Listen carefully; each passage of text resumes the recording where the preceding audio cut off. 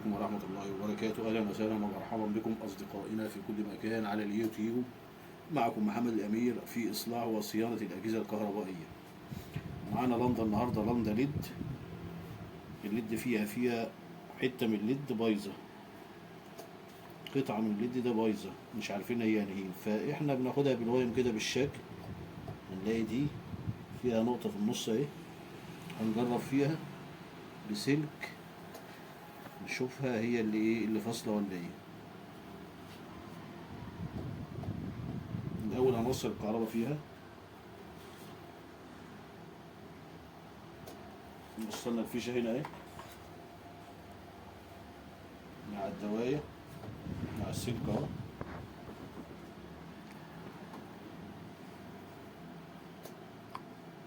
وبالنظر كده هنشوف، هنلاقي فيه نقطة سمراء اهي في الليد ده. الليد كله سليم، شكله سليم، ودي فيها نقطة سمراء. هنجيب سلك زي ده كده ونجرب الموجب مع السالب. في هنا عندنا السالب اهو والموجب بتاعها. نجرب كده، هنلاقي اللندا قادت معانا. يبقى العطل فين؟ في الليد ده.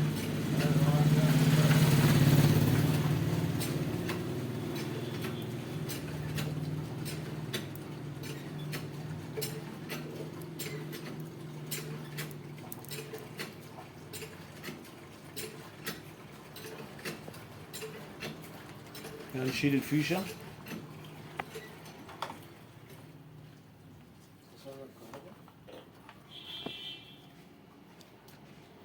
شيلنا الفيشة وفصلنا الكهرباء عنها، ونيجي بالكاوية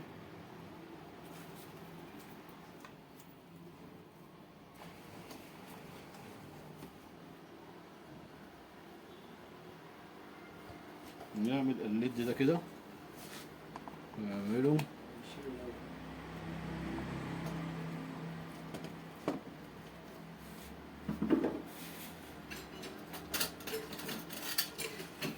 نشيله كده بالقطر الحتة دي كده، نقشر عشان ايه؟ نلحم مكانه، نوصل الموجب والسالب مع بعض. يبقى احنا لغينا ايه؟ لغينا الليد ده، عملناه زي كوبري بالكاوية والقزير والقزارة.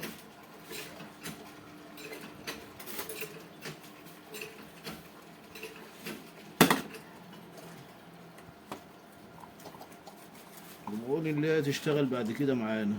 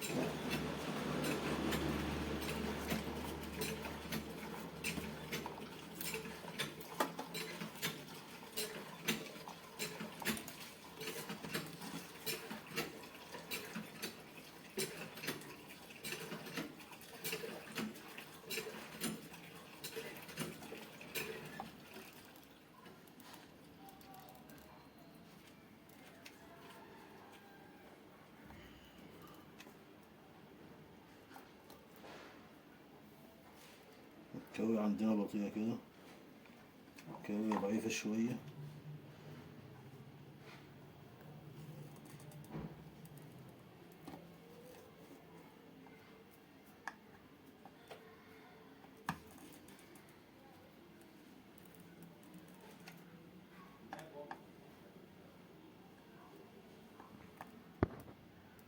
شوف شوف